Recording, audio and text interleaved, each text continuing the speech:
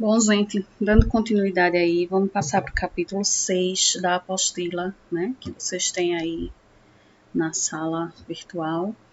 E aí, né, já estou aqui com o meu QGIS aberto, a gente vai começar a trabalhar com raster, tá? Então, lembrando aí a diferença, né, os dados vetoriais são aqueles que são formados em linhas, pontos e polígonos, e os dados em raster, né, são aqueles formados por uma matriz de dados, né, que são os pixels, né, formado por diversos pixels, por diversas células, cada uma contendo uma informação, tá?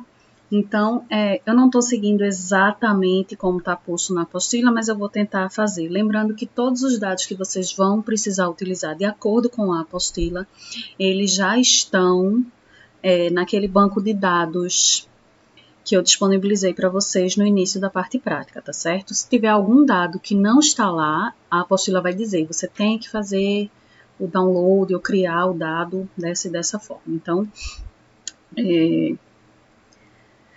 tudo já está posto lá, tá bom? Então, vamos lá. Então, primeira coisa, a gente vai trabalhar, né, ele pede para a gente trabalhar com os dados aí do município de Floresta, tá?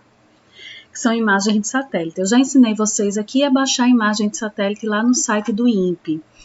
E quando a gente falou sobre a parte teórica de sensoriamento remoto, a gente falou um pouquinho também sobre a questão das bandas, né?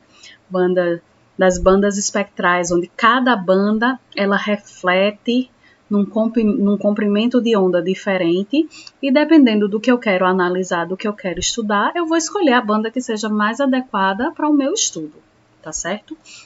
Então, a gente vai ver isso agora na prática. Então, vou lá, né, no gerenciador de fonte de dados, ou ainda, né, lá em adicionar dados, tá?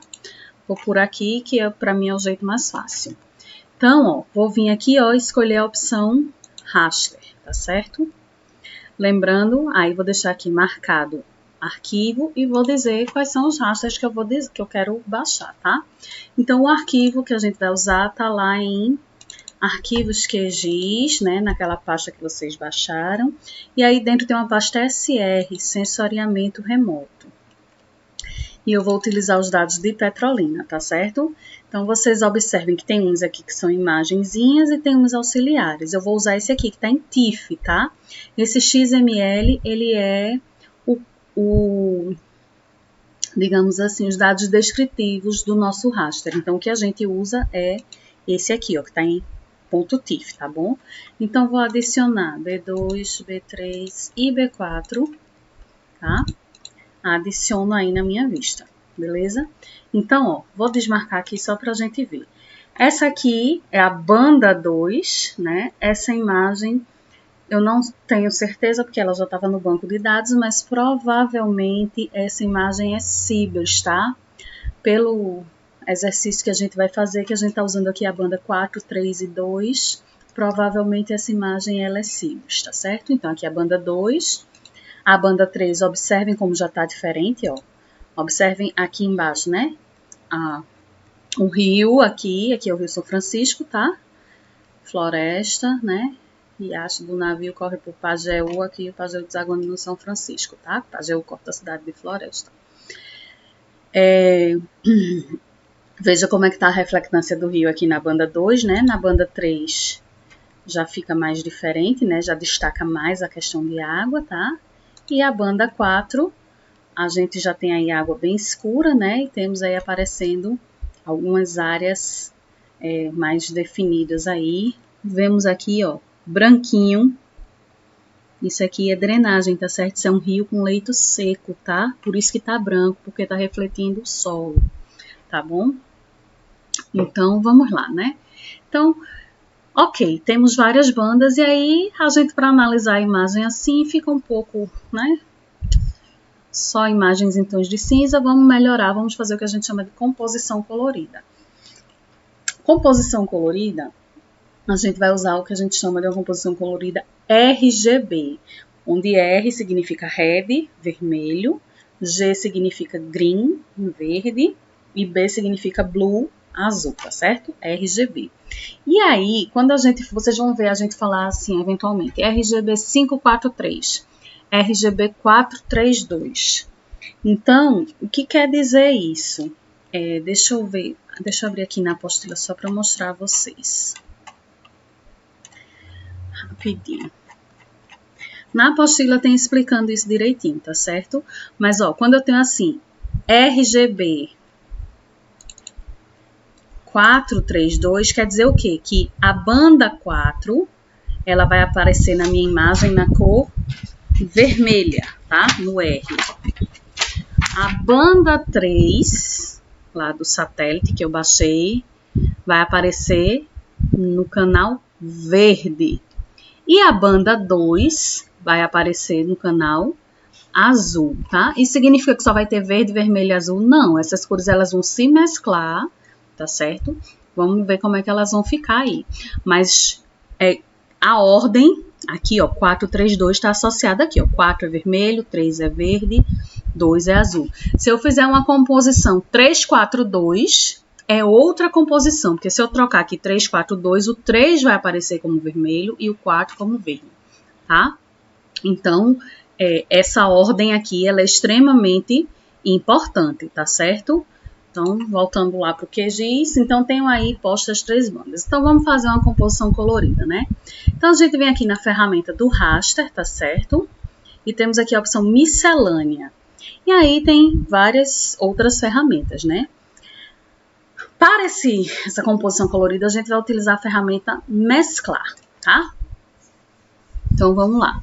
Primeira coisa, né? A gente precisa colocar as camadas de entrada, tá? Então, aqui não tem camadas de entrada ainda, então eu vou selecionar as camadas de entrada, tá?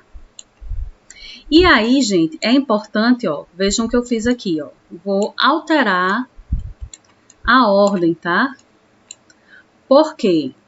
A ordem que eu selecionar aqui é a ordem que ele vai fazer a composição. Então, se eu coloco aqui 4, 3, 2, 4 é R, 3 é G, 2 é B. Se tiver assim, 4 vai ser R, 2 vai ser G, 3 vai ser B. Então, a ordem é importante, tá certo? Então, coloquei aqui na ordem 4, 3, 2, ok. Não vou mexer aqui. Aqui, mesclado, o meu está em salvar em arquivo temporário. Na apostila, ele diz que você salve no arquivo, tá? Então, a gente clica aqui nos 3 pontinhos, salvar no arquivo. Vou salvar lá na pasta onde eu salvei a imagem, tá? E vou salvar com o nome de RGB 432 Floresta, tá? Então, e aí eu venho aqui em executar.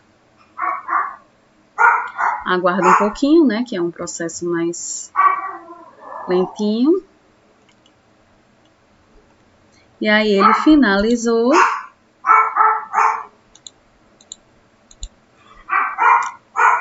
E ele ficou sem a cor. Alguma coisa eu fiz errada, né? Então, vamos só fazer novamente, que ele era para ter aparecido aí com as cores, tá certo? Ah, tá. Já lembrei o que foi que eu esqueci.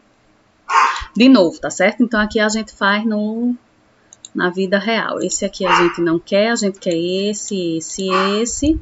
Lembrando de colocar na ordem, né? 4, 3, 2. Ok. E aí, ó, tem que colocar aqui, ó. Coloque cada arquivo em uma banda separada, para poder dizer, né, que cada arquivo ele vai, uma para o vermelho, uma para o verde e uma para o azul, tá? Vamos ver se agora dá certo, né? Aqui é mundo real, né, minha gente? Pronto. Esqueci de salvar como arquivo, mas vocês já sabem como é que faz, né? Então, vejam, agora sim, tá vendo que ele tá aparecendo aqui uns tons de lilás, de magenta, né? O lilás é a mistura do azul com o vermelho, tá certo? Aqui os vermelhinhos mais intensos, né? Então, temos aí em cores, tá? Esse processo de cores a gente pode, inclusive, melhorar. Deixa eu ver se eu acho onde é, tá? Deixa eu ver se aqui em propriedades. Pronto, aqui em propriedades a gente tem aqui o que a gente chama de histograma, tá? No histograma a gente pode mexer, né, naquela... nessas configurações aqui, tá certo? Então, a banda 1 que é vermelha, então eu posso mexer aqui, tá? E aí alterar esses valores, tá? E aí vai ficar com um contraste mais intenso. Mas, ó, de antemão aqui, ó, vamos lá, vamos continuar dando zoom aqui. O que é que a gente observa? Aqui é o curso d'água, tá certo? Bem, né? Tá escuro, né? Em algumas partes ele tá mais claro.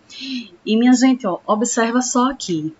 O que tá em vermelho é o que tá associado à banda 4, tá certo? 432 RGB 4 vai aparecer em vermelho. No satélite Cibres, a banda 4 é representativa de vegetação. Então, o que está em vermelho é porque é vegetação, tá? Então, aqui na margem do rio, a gente observa partes vermelhas, que são partes de vegetação, tá bom? Então, tudo isso aqui, ó, vegetação, matas ciliares, áreas agrícolas, tá? Então,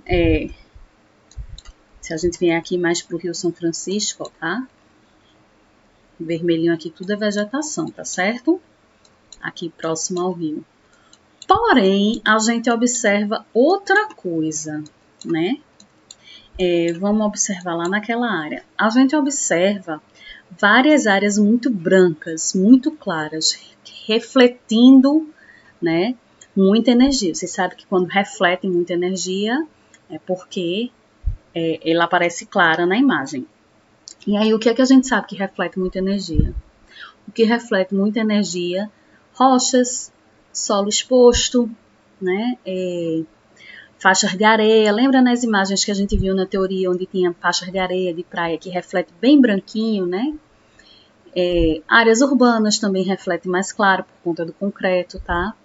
E aí, aqui na margem desse rio aqui, que se não me falha a memória, é o Pajeú, tá? A gente observa aí várias áreas bem brancas, tá? Isso são áreas que já se encontram em processo de desertificação. São áreas que estão sem nenhum tipo de vegetação, o solo está totalmente desnudado, totalmente exposto, salinizado, tá certo? Então, aqui ao longo do São Francisco, a gente vai encontrar muitas áreas assim. Se vocês aplicarem um contraste aqui nessa imagem, vocês vão conseguir identificar muitas áreas desertificadas, principalmente por conta dos procedimentos de agricultura irrigada, tá bom? Então, assim é que a gente faz uma composição colorida, beleza, gente? E aí, seguindo lá a apostila, uma outra coisa que ele fala é como trazer alguns elementos do Google Earth, né? Eu fiz para vocês uma aula do Google Earth, né? Tanto para celular quanto para o computador. No celular é mais limitado, tá? Mas no computador a gente consegue fazer algumas coisas. Então, ó, na apostila ele dá a sugestão da gente marcar pontos ou criar polígonos, tá certo? Eu vou desmarcar aqui todos os lugares que estão marcados, que é para poder a gente criar os nossos próprios. Então, primeiramente, eu vou marcar um ponto aqui, ó, adicionar marcador aqui em cima, né? Vou posicionar o meu marcador bem aqui na entrada do IF, tá? Então, vou colocar o nome desse marcador, entrada IFPE. Ok. Então, criei aqui um polígono, tá? Então, eles estão aqui, entrada do IFPE e limite do IFPE. E aí, ó, gente, eu posso fazer o quê? Vou pegar uma informação que está no Google Earth e vou levar para o QGIS, tá certo? Então, vou vir aqui, ó, entrada do IFPE e vou salvar lugar como. E vou salvar ele como um arquivo do tipo KML, tá? Então, vou salvar ele lá na mesma pasta que a gente está salvando, tá certo? Entrada do IFPE, KML. E vou salvar também os limites, ó, salvar lugar como, limites IFPE, KML, ok? Então, salvei lá na área trabalho, na pasta do QGIS, que é a nossa pasta de trabalho, tá? E agora, volto lá para o QGIS. Vou criar um novo projeto aqui, tá certo? Vou descartar esse, A gente já viu como é que adiciona uma imagem de satélite e como é que faz uma composição colorida. Vamos fazer agora como é que a gente importa um dado do Google Earth. Então, veja só. Primeira coisa, quando a gente criou aqui, ó, um ponto, um polígono, então são dados que eles vão vir na forma de vetor, tá certo? Então, vetor, né, aqui, ó, gerenciador, ou então aqui em camada, tá? Aí agora eu quero vetor, tá certo? Vou dizer qual é o diretório que o vetor tá, vou usar arquivo. E em arquivo, que aí eu trago direto só os dois, tá? Entrada do IFPE e limite do IFPE, ok? Selecionei os dois, adicionar. Então, ó, ele adicionou um polígono e um ponto. Por enquanto, eles são arquivos KML, né? Que são importados lá. Professora, eu não sei, isso aí quer dizer o quê? Isso aí quer dizer nada. A gente tem algumas ferramentas, a gente pode inserir ou outros arquivos nossos que a gente tiver aqui, tá certo? Para poder fazer o fundo. Ou eu posso ainda usar essa ferramenta aqui, ó, HCMGIS, que ele traz aí algumas opções, inclusive, gente, ó, download dados do COVID, do John Hopkins, tá certo? Então, tem os dados globais de COVID, isso é um plugin que a gente pode acessar e trazer aqui para dentro, e ele vai fazer o download das planilhas, das localizações dos mapas onde tem a ocorrência de COVID, é perfeito, tá? Mas a gente vai usar aqui, ó, isso aqui que chama Basemap, tá certo? Basemap é o quê? Um mapa base, tá? Então, eu vou usar aqui, ó, o Basemap do Google Satélite, beleza? Essa ferramenta, ela depende da internet, tá certo? Então, às vezes, ela vai demorar. Observem que só está aparecendo, né? Cadê os nossos, né? Porque o Google Satélite está em cima. Então, se a gente altera a ordem, o nosso agora vai aparecer. Vou desmarcar aqui limites, ó. Então, ó. Ponto que a gente marcou da entrada do IFPE está aqui, ó. Perfeitinho, marcado, né? E os limites do IFPE, vou colocar ele transparente aqui para a gente ver. Simbologia, eu quero preenchimento simples, eu quero só com outline. Tá aqui, aplicar, ok. Tá? Então, ó, exatamente o polígono que a gente traçou, tá vendo? Aqui. Então, eu importei um dado do Google Earth para aqui, para dentro e estou usando um Basemap como fundo, usando o Basemap do Google Satélite, tá? Que é o mesmo que é utilizado para o Google Earth, tá bom? Só para mostrar para vocês aqui na imagem, né? Aqui é um pouco mais lento por questões de... questão da internet, tá? Aqui é o depósito da distribuidora, né, da Farmaplus, a subestação de energia, tá certo? E aqui a via onde vocês veem, a famosa ladeira, né, que é a Diomedes, tá? Então, faz parte aí do processo aí do manuseio do Google Earth juntamente com o QGIS. Então, eu posso trazer esses dados. Isso vai ser importante, por exemplo, eu posso utilizar aqui, ó, existe uma forma da gente criar um ponto e marcar aqui mesmo no QGIS, tá certo? Mas eu diria a vocês que é mais difícil. Pelo Google Earth é mais fácil. A gente vai usar para fazer, delimitar a bacia de contribuição do reservatório. Então, digamos que eu quero delimitar a bacia de contribuição do reservatório de Brotas, que a gente não vai fazer hoje, mas eu vou dizer a vocês, para isso eu preciso de um ponto que é chamado exutório da bacia, tá? Então, ó, eu venho aqui no Google Earth e marco, vou botar o nome aqui, ó, exutório, tá? Tá em WGS 84, tá certo, ó? WGS 84. Por que ele tá em WGS 84?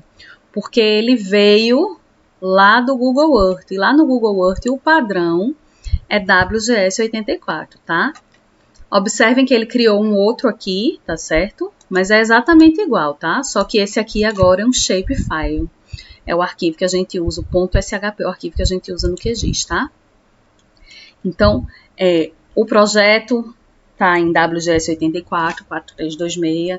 Todos os dados estão em WGS 84, porque é o padrão aqui do Google Earth, é WGS 84, tá bom? Então, a gente fica por aqui e até a próxima.